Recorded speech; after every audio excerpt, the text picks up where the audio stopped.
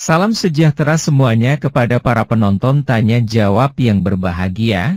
Semoga video ini bisa memberikan pengetahuan dan edukasi kepada para penonton, dan jangan lupa untuk like dan subscribe channel ini ya. Selamat malam. Ya, malam hari. Silakan buka kamera. Ya. Tolong pakai baju ya, bro ya. Siap. Kalau nggak ada baju biar gua kirim dari sini.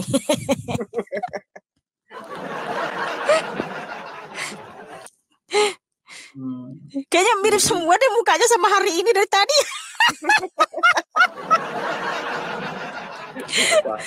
Iya kan, ya mirip semua kan sama si hari ini, semua yang naik kan. Saya di Jawa Timur. Saya mau nanya itu apa namanya? Maksudnya yang Tuhan Yesus itu siapa sih, Kak? Oke, Tuhan Yesus itu adalah pencipta langit dan bumi. Dalilnya di Yohanes 1 ayat 3, Kolose 1 ayat 16, Yesaya 44 ayat 24, Kejadian pasal 1 ayat 1 sampai 31. Tuhan Yesus itu siapa? Dialah Allah yang Maha Kuasa yang berfirman kepada Abraham, Musa, Yakub, Yesaya, kepada nabi-nabi dan rasul-rasul. Di mana Tuhan berfirman, Akulah Allah yang Maha Kuasa, yang ada dan yang ada, yang awal dan akhir, tidak ada Allah selain Aku. Yaitu di Yesaya 44 ayat 6, Kejadian 17 ayat 1, Wahyu 1 ayat 17 sampai 18, Wahyu 22 ayat 13, Wahyu 21 ayat 6 sampai 7, Wahyu 1 ayat 8, di mana Tuhan berfirman, Akulah Allahmu dan kaulah anakku. Bentar, pertanyaan saya. Berarti Tuhan Yesus itu manusia gitu maksudnya? Tadi saya sudah sebutkan ayatnya, bahwa Tuhan Yesus itu Allah yang Maha Kuasa, pencipta langit dan bumi. Tapi yang disalib itu Tuhan Yesus apa enggak? Yang disalib? Iya, Tuhan Yesus yang disalib, mati dan bangkit. Kalau dia hanya manusia biasa yang nggak bisa mati dan bangkit. Dia akan mati membusuk kalau manusia biasa. Kalau dia nabi, kalau dia hanya raja tok, ya seperti Daud ya. Kisah para Rasul 13:36, firman Tuhan, dengar dulu. Kisah para Rasul 13:36, Daud telah meninggal dan ditambahkan kepada para leluhurnya. Mereka mati membusuk. Nah, jadi kenapa Tuhan Yesus bangkit? Karena dia bukan manusia biasa, dia adalah Tuhan yang Maha Kuasa, bro. Berarti Tuhan Yesus itu manusia yang disalib itu maksudnya? Tuhan Yesus yang disalib. Yang disalib itu Tuhan Yesus. Berarti maksudnya manusia itu maksudnya ya? Ya, ketika dia datang ke dunia memang dia mengambil rupa manusia. Dia menjadi manusia. Tapi itu tubuh ilahi dari surga. Terus yang menciptakan langit dan bumi siapa itu? Manusia itu berarti? Tuhan Yesus, bro. Dari bolak-balik lagi, aduh. Enggak, bukan balik. Kan gini. Soalnya tadi saya sudah kasih dalilnya. Ya, dalilnya sudah lengkap, banyak itu saya kasih. Tuhan Yesus itu pencipta langit dan bumi, alam semesta. Dia menciptakan manusia menurut gambar dan rupanya. Iya, jadi gini. Tuhan Yesus itu Allah yang datang menjadi manusia 2000 tahun yang lalu, hanya 33 tahun. Bukan manusia jadi Tuhan. Jangan bolak-balik. Bukan. Katanya kan Tuhan Yesus itu kan manusia yang disalib itu maksudnya kan. Tuhan Yesus yang disalib. Lah iya, yang disalib mati dan bangkit. Kan? Iya kan, yang disalib itu kan manusia itu kan. Karena dia datang dalam flesh, makanya bisa disalib. Bukan manusia berarti. Tuhan Yesus itu Tuhan. Tuhan.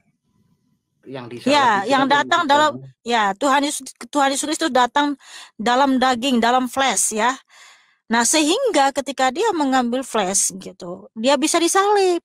Kalau dia datang dalam keadaan sesungguhnya nggak bisa disalib. Berarti manusia dia Tuhan juga yang disalib itu kan. Aduh, bolak-balik aja ini. Udah, gini loh. Maksudnya Sorry. Enggak, dari tadi bolak-balik itu aja diomongin. Kita itu ditebus dengan darah yang mahal, itu darah Tuhan. Tadi ayatnya di 1 Korintus ya. Tubuh dan darah Tuhan. Mana tadi itu? 1 Korintus 11 ayat 27. Tubuh dan darah Tuhan. Ya, halo Kak Tukai. Jangan saja. Ya, silakan saudaraku, langsung buka kamera. Oh, nyanda boleh membayar ini kamera ini. Begini saja, apa ada yang mau kasih bertanya? Nyanda pakai selemu kan? Buka kamera, Adin. Nyanda bisa, Kak. Saya cuma mau tanya, kalau Tuhan Yesus menebus dosa umat manusia itu kira-kira masuk akal? Masuk akal nggak? Kita manusia yang bikin dosa, tapi Tuhan yang menebusnya. Yang mengampuni dosamu siapa? Pertanyaan saya. Jawab. Yang Tuhan bisa menebus mengampuni dosa dosamu manusia. siapa? Yang bisa Saya mengampuni dosamu siapa? Kan Saya Tuhan nggak Yesus itu, kan Tuhan Yesus itu mengampuni dosa kita di atas kayu salib. Nah, Pertanyaan lalu saya bukan- yang mengampuni dosamu siapa? Jawab pertanyaan dulu. saya bukan Iya, jawab. Yang bisa mengampuni dosa itu siapa? yang mengampuni dosa itu Tuhan. Nah, mantap. Terima kasih, Tuhan memberkatimu. Karena Yesus adalah Tuhan, makanya dia mengampuni dosa kita. Ya, haleluya. Terima kasih, God bless you ya. Terima kasih, bagus gitu dong. Yang bisa mengampuni dosa itu ya Tuhan. Makanya Tuhan harus mengampuni dosa kita dan salib karena dia Tuhan. Mantap kan, tepuk tangan buat Tuhan Yesus. Haleluya. Saudara-saudara, di video ini terdapat pertanyaan yang menanyakan tentang siapa itu Tuhan Yesus, apakah Yesus itu manusia, terus apa Yesus yang disalib, itu semua merupakan pertanyaan umum yang sering ditanyakan saudara kita non-Kristen. Tapi di video ini ada satu pertanyaan yang saya nilai menarik untuk kita simak jawabannya. Si penanya itu menanyakan tentang manusia yang berbuat dosa, kenapa kok Tuhan yang menebusnya, kan harusnya manusia sendiri yang harus minta pengampunan kepada Tuhan. Sedangkan jawaban dari Mihana mengatakan bahwa Tuhan itu mengampuni manusia. Kalau menurut saya sebenarnya menebus dengan mengampuni itu tidak sama. Dan untuk pengampunan kan tidak perlu sampai Tuhan harus mati, kan Tuhan Maha Kuasa. Tinggal berfirman saja apapun sudah jadi. Begitulah mungkin yang dipikirkan oleh teman-teman kita non-Kristen. Jawabannya lihat ayat di Alkitab. Yohanes 1:3 segala sesuatu dijadikan oleh Dia dan tanpa Dia tidak ada suatu pun yang telah jadi dari segala yang telah dijadikan.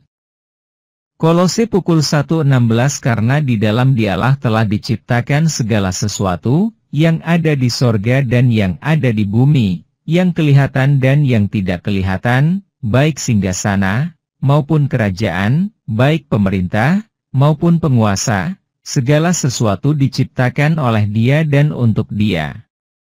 Yesaya 44:24 beginilah firman Tuhan, penebusmu, yang membentuk engkau sejak dari kandungan, akulah Tuhan, yang menjadikan segala sesuatu, yang seorang diri membentangkan langit, yang menghamparkan bumi, siapakah yang mendampingi aku? Kejadian, lihat perikopnya di ayat 1-31. Yesaya 44:6 beginilah firman Tuhan, Raja dan Penebus Israel, Tuhan semesta alam, akulah yang terdahulu dan akulah yang terkemudian, tidak ada Allah selain daripadaku. Kejadian 17:1 ketika Abram berumur 99 tahun, maka Tuhan menampakkan diri kepada Abram dan berfirman kepadanya, Akulah Allah yang Maha Kuasa, hiduplah di hadapanku dengan tidak bercela. Wahyu pukul 1:17 ketika aku melihat Dia, tersukurlah aku di depan kakinya sama seperti orang yang mati, tetapi Ia meletakkan tangan kanannya di atasku, lalu berkata, jangan takut. Aku adalah yang awal dan yang akhir. Wahyu pukul 1:18 dan yang hidup. Aku telah mati, namun lihatlah, aku hidup, sampai selama-lamanya dan aku memegang segala kunci maut dan kerajaan maut. Wahyu pukul 22:13 Aku adalah Alfa dan Omega, yang pertama dan yang terkemudian, yang awal dan yang akhir. Wahyu 21:6 firman-Nya lagi kepadaku, semuanya telah terjadi. Aku adalah Alfa dan Omega, yang awal dan yang akhir. Orang yang haus akan kuberi minum dengan cuma-cuma dari mata air kehidupan.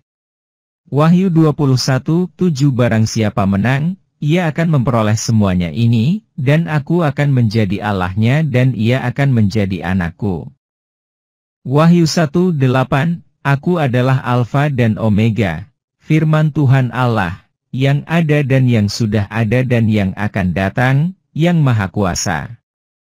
Kisah Para Rasul pukul 13.36 sebab Daud melakukan kehendak Allah pada zamannya, lalu ia mangkat dan dibaringkan di samping nenek moyangnya, dan ia memang diserahkan kepada kebinasaan.